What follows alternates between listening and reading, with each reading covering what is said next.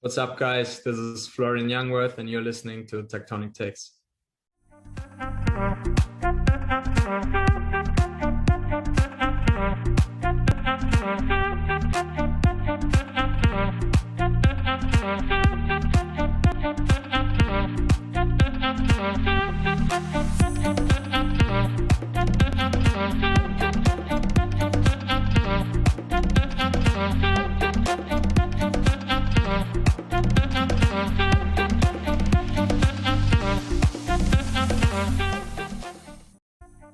Hello TT family, I just want to give a quick shout out to all of our Patreons before we start this video and the Beautiful Game Network.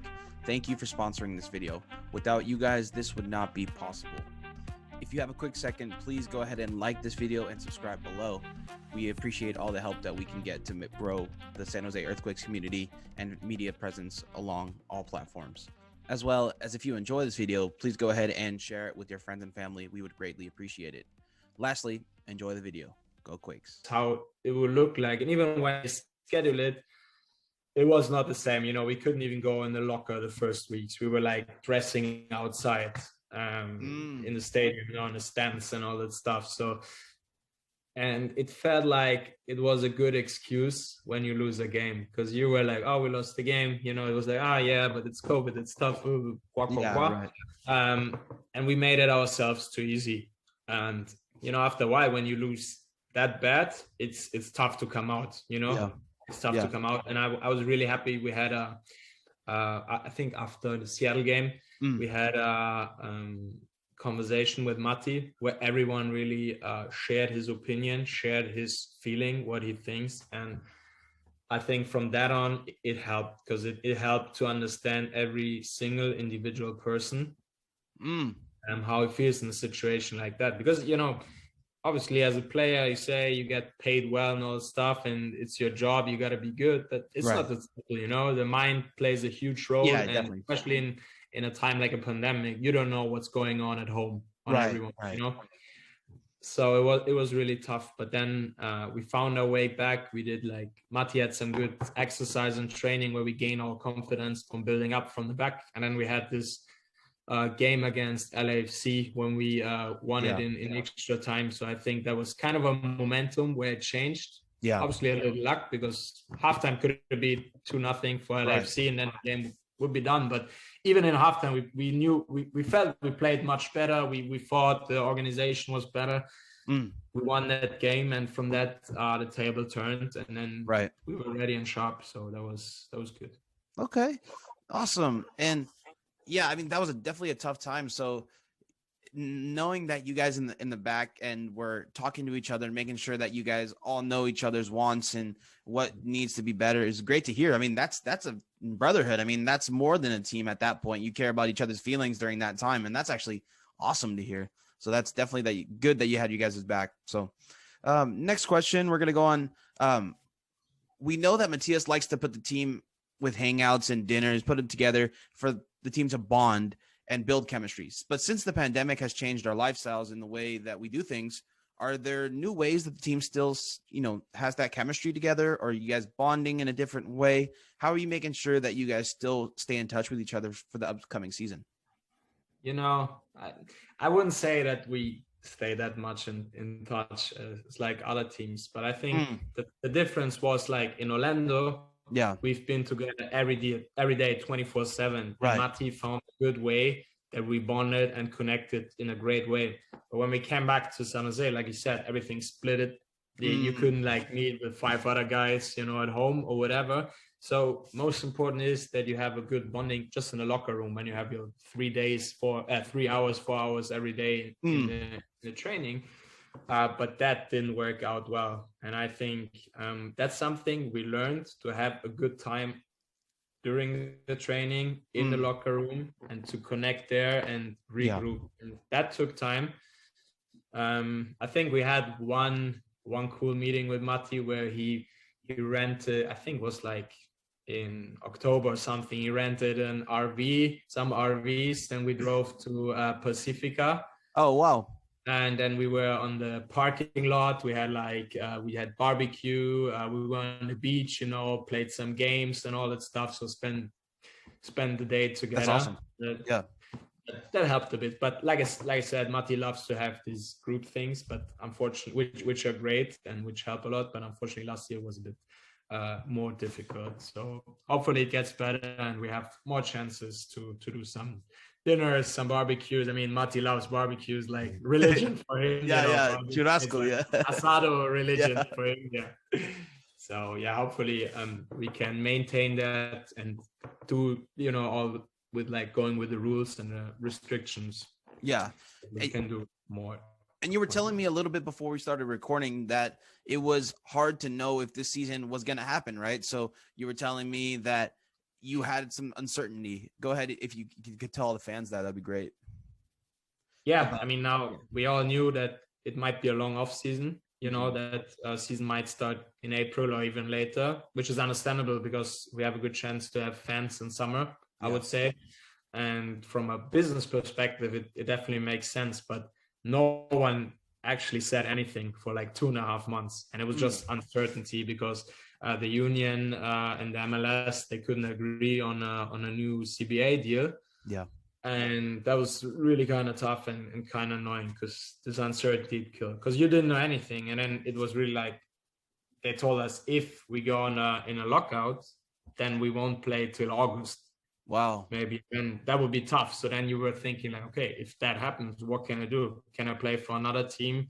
Time, play 3-4 months overseas, wherever, to stay in shape. So all these thoughts, they were tough. And we were on a point before Orlando, I think, where we were like in the evening, I think, when Don Garber said, hey, if you don't agree to that deal by tomorrow or something, then we're going to lock you out, Wow. And we had that already in summer, which was mentally tough because, in that moment you have like 1,000 thoughts what to do. You pay your rent, you have high costs of living. Maybe you don't get paid for 3 months. What can you do? Where could you play in that time? It's like, it's really tough. And it was like I said, now we had the same thing and it was just mentally exhausting. So I think when we got the result like 3 weeks ago, was a big relief, that we know season's going to start mid-April. We're going to go to camp March 8th. So that's really good.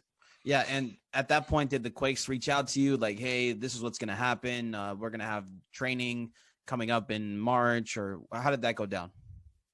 It was the same because they knew nothing, same as us, unfortunately, because it was really just between the players union and the league. So even sometimes we knew more than the club, which was insane because they didn't even like talk to the GM or to the coaching staff, whatever. So I think we found out possibly the same day, and then they tried to schedule a quick start for the training, had to organize training camp with fields, with hotels and all the stuff, man. That's also like tough to organize. So really great work by the organization in that short period of time. Okay, awesome. Thank you for sharing with that. You had a comment in an early interview where you thought the MLS is hilarious. Do you still think the MLS is hilarious? Of course, man. I'm part of it, so it's still hilarious. What makes it hilarious for you? Is it the travel? Is it like the CBA type of deal? Yeah. No, funny part is like, why I said hilarious, because I like the word, because in Germany we don't have this word, because in the States, everyone, when I said something funny, they were like, that's hilarious. And I told my friends and they were like, why are they saying it? When it's funny, just start laughing, In Germany, I would never say, if I would say, hey, that's so hilarious, it was like, man, stop smoking or whatever. Right. So that's why I love that word, because I said it for me, it doesn't make sense, because if something is hilarious, I just start to laugh without saying that it's hilarious, Oh, that's no, but I still love the league, man. I love, like I said, I love traveling, being in different cities, playing in nice stadiums, good crowds, I really love mostly everything on the league. So big shout out. Yeah, big shout out to the MLS. Thank you. All right. Now this is hilarious shout out. This is where we get into a little bit of, I think it's a funny question. How do you feel seeing your son play for AC Milan?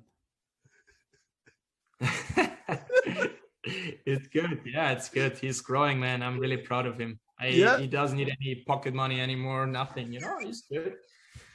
No, I'm just kidding. No, it was a big experience to play one of the best strikers of all time. It was a moment, and of course I played against world class players. Mm-hmm. But to be honest, when you stay next to him, man, you have respect because he has like a physical presence and like a self-confidence I've never seen in my life, and that was really impressive. So I was like, man, if I don't fight him as hard as I can today, I'm in trouble. And I think that's the thing why that 2 game, of course, maybe in the next game he would have killed me and scored a hat trick, whatever. Yeah. But I think that's the most important part when you play against a player like him, because I see him now in Milan. I watch a lot of Serie A games, and the center backs, they're scared of him because they take distance, and when you take distance against him, you have no chance on a cross or even with a foot. So I knew I won't win every duel against him, but I knew I have to fight him in every duel I have. And I knew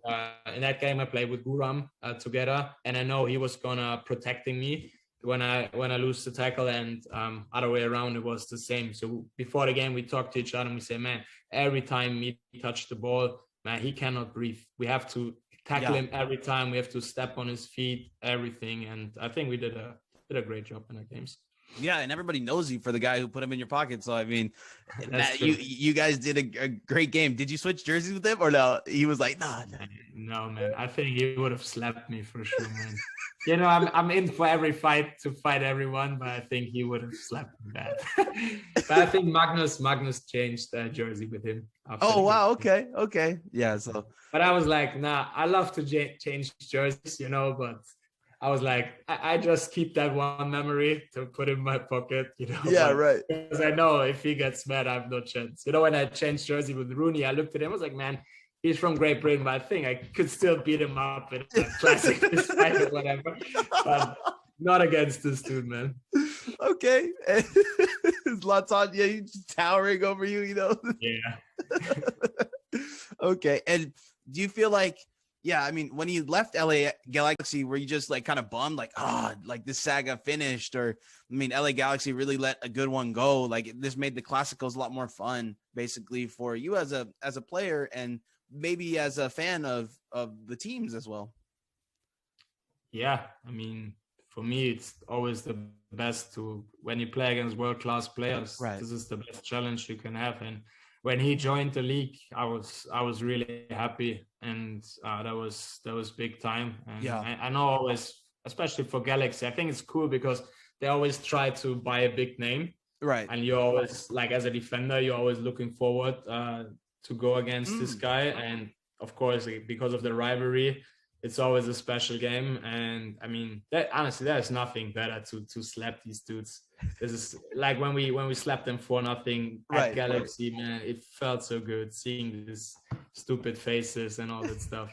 It was really, it's the best wins. I mean, probably other way around, it's the same for them. Probably first they beat LAFC, they're good, and then it's probably us. Right. The games they love to win the most, but I think my personal record is pretty good against Galaxy. So yeah. Okay. And so since we're on the topic of really good players in MLS, was he the toughest person to go up against in MLS, or was there another player that you were just like, wow, maybe the world doesn't know too much about this guy, but he had a stellar day? Well, of course it's Zlatan, 100%. Number one. But I think in MLS, a lot of players which are not like really recognized. And I'm like, maybe in Europe, they don't talk a lot. Now they start talking more about MLS, but there's so many players who could play in first division in Germany easily. Maybe not for Bayern or so, but for sure, there are like 50 players I could name you without a problem. Wow. I mean, I play against tough guys. Rui Diaz is really, really a tough dude to play. And I like Castellanos from New York City, really a very good young player, big prospect. I think if he continues like that, probably we might see him in a world-class league in Europe, I could imagine. Hopefully not, because it would be nicer all the good players in MLS. But there are like I said, there are a lot of good players, a lot of good, not even offensive players, also like great defensive players like Yeah. maybe like Ike or like Walker. You know, Yeah. they could, in my opinion, they could play in a top league in Europe without a problem. Okay.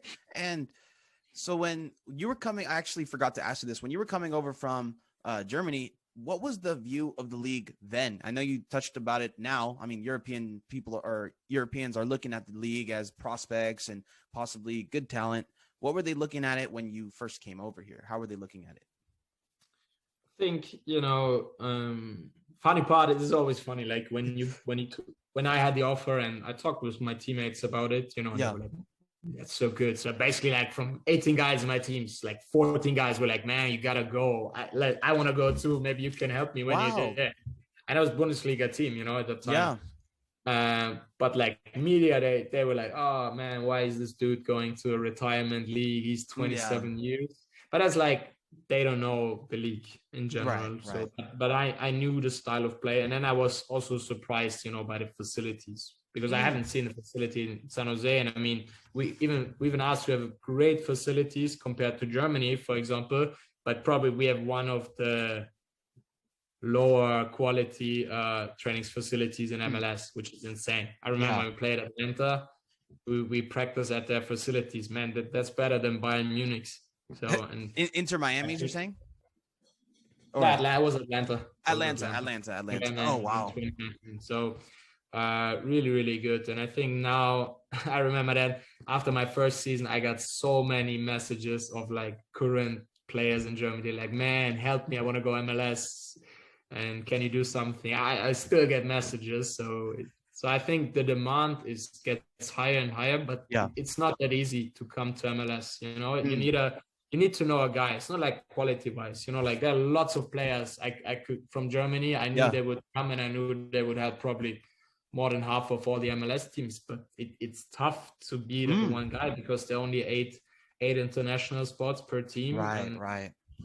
You got to know somebody. That's how business goes, right? Yeah, definitely. It's all about your connections. And you got really lucky because you somehow you got Jesse Fioranelli's name, you know, and that's crazy though. That's awesome that you got a chance to come over here. So people want to know about the coaching differences between Stare and Matthias. What are the biggest differences from the two? Well, I would say the system in general. I mean, everyone knows we play a unique system with Matthias, and it's incredibly high demanding. That you need a lot of running, a lot of direct duels, and for me, it's one of them, or it's the most sophisticated system I played in my career so far. So it requires a lot of game understanding and physics, obviously. So I think the system would be the same. I think Michael was a great guy. I think I feel bad with him, because I think in that year we haven't had a really good team. The chemistry was really bad in the team, so we were not a team at all. Obviously, you could say, man, that's the coach's job to take care for that, but in the end, it's the players, you know. And I think we had a lot of fights in that year, especially when everything went wrong. You know, you lose a lot of games. You come in the locker angry, and then small things happen, some unprofessional stuff, whatever it is, and then you start fighting about it, and you can't really build like momentum, can't build a team chemistry. And I think that showed, because like all the year, I think we just lost like 1 or 2 games bad, and all the other games we lost like by 1 goal or so, which was kind of crazy, where you were like, no, that can't be right, you know. But in the end, I felt with him, especially. I think it's always easier when you come somewhere as a coach, you win the first games, everything is flowing, it's good. But I think from the beginning, everything went wrong for him, and I think he's a super nice guy. Maybe in the end, too nice, you know. Maybe it would have helped just to be tough, really, really tough in that moment. But it's always easier to say, you know, as a player. And Mati's a great motivator. He loves this game. That's what I love, because this is, besides his family, soccer is his life, and he lives it 24/7 with an incredible passion. And that's why I love to play for him, because I love to share this passion with him, because I feel the same way, and that's really great of him. And he can transport these feelings and emotions to the team. And I think that's why the team chemistry in general is really good, and the passion is there too.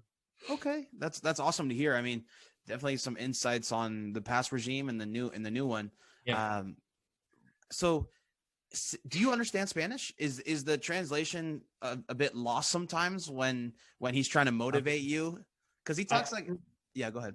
Yeah, so I do understand a bit, but the funny part is, I think when he joined in 2019, I think that was the biggest concern, that you were like, man, we have a translator, but especially before game, when he starts like being the motivator and being loud and all that stuff, you were like, man, maybe that will be tough for the translator. But first of all, the translator is doing an amazing job. Yeah. And then on the other side, it doesn't matter what he says, because in that moment, you're so hyped because the way he says it, you don't care what he's saying, but you're so hyped and pumped, you know, that's really cool. So that's not a problem. And besides, sometimes it's hilarious sometimes. I have to tell a story. Like first time 2019, we played at Red Bulls. Like it was a third game of the season, and we were down, I think 1-4 or something. Wow. And then I was on the bench, and then like a fan from behind, he was yelling, "Hey, Almeida, go back to fucking Chivas," and that stuff, you know. And then, I mean, we were losing, so obviously everyone was angry. So then he turned around and he said something back, but we didn't understand what it was. And then the funny part was the translator, you know, usually if he says something like, you get red, but he was just turning straight and he was like, "Man, last night your sister was really cheap or something." Dude, he translated that in a way, it was so funny, man. Like he didn't even blink. He just turned around, said it in his face, turned back, and we were all sitting next to each other. I shit in my pants, honestly. It was so funny, man. We couldn't believe it. We were like, I mean, obviously you talk trash in that moment, but the way the translator said it, just ice cold, you know, it was so funny, man. And that was Agustin, right? Same translator, right? Augustine. Yeah. He's amazing. Yeah, shout out to Agustin again. He does a great job. Yes. How have things changed in the locker room? I know since there's a lot more Latin guys now, has that changed the locker room feel from when it was under Michael Starre into Matias Almeida? Like, do you find yourself pulling out Google Translate to tell Andy something, or do you feel that way? That's good. You know, I mean, some Latin guys, they speak really good English, sometimes some a little less, but everyone's trying, you know. So we just, and it's good. So no one, I mean, obviously when you can talk in your native language, you talk with a guy in Spanish. With Jamir, with Huka, I spoke in German, or with Afolter in German. It's normal, but everyone tries to, you know, to be part, to talk in English, and I like it, you know. It's funny to see. I think last year we had like even more individuals, like from more countries, but it's funny when you see like the different styles, you know, the Latin and the South Americans, they come in every time in the morning, loud music, nice. And I find then the Europeans, everyone is just grumpy in the morning, be like, "Man, leave me alone and shut the fuck up, man." And it's really a nice mix and a nice chemistry. But I love that, you know. I like to be like colorful, international, being a crazy crowd. That's exactly me. So I really love this locker room and this chemistry. That's awesome. That's great to hear. I mean, it's funny. It's, since I'm Latino myself, my family's from Uruguay. Hearing cumbia when you guys walk off the bus and you look at Vaca walking off the bus, hearing cumbia, I'm like, whoa, what is going on here? It's like it's such a mix of cultures, and it's awesome to see that, you know. It's true. Just we always have trouble with the music because it's tough because, you know, it's just reggaeton all day long, and there were lots of fights. So now we have a good deal because Jackson is an amazing DJ. He puts so Jackson's a DJ. That's good now because he puts in some country music, which I love. He puts in some, you know, some R&B and that's hip hop stuff, which is fine too. But just we put the reggaeton to a minimum, which was very important for the peace of the locker room, I think. That's awesome. So what would they say about the reggaeton? Be like, oh, it sounds like the same. It's like, yeah, no, I love reggaetons, but not like 24/7, I'm like, dude, like you said, it all sounds the same. And you're like, man, if I hear reggaeton, I want to lie on a beach with my wife, having a beer or a glass of wine, and not going into a match, man. But, okay, that's still good. So how are you adjusting from center defensive mid to center back? Do you still have a preference? Do you still want to play one position over the other? No, for me, it's not different. When I played in the youth, I was center back all the time, but when I became pro, obviously I wasn't that physical as now, which is normal as a young player. So I played then defensive mid and also right back. And I came here as a defensive mid, in 2017. And then from the beginning, I played center back. I was pissed as fuck, because I was like, man, I came from the other part of the world, was a decent number 6 in first division in Germany. And now I'm playing fucking center back, man. And I was so bored all the time. I was like, no, because normally I love to run. I love to smash everyone, whatever I can do. And now I was like just in the back, and I was like, I was really pissed in the beginning. But then the system back then was very like, wait for it to come, right? And now you're moving a lot more. Yeah. Back. Yeah. No. Then even after the first 10 games, I felt like, hey man, I'm really doing good at that position, and the style of play in MLS fits well to me. And I feel like I would say, in Germany, I'm definitely better at midfield, I would say, but the style of play in MLS is a little bit different, a little wilder, and more attacking, more offensive. And I think my biggest ability is the way to read the game, to read game situations, and I benefit more as a center back. So I'm totally fine here playing center back. But like you said, now it's definitely more demanding. You have more duels every game. You have more. You have to run a lot more than in a regular system. You know, I really like that. Okay, and then talking about your game a little bit, is there a place that you feel like you're really good at? I know you're really good at reading the game and doing that long pass. You've been good at that for years. What's something that you feel is your go-to thing to do? What you think you're the best at? I would say it's to read the game. I think there are a lot of good players in MLS, but to be honest, I don't think there's a defender.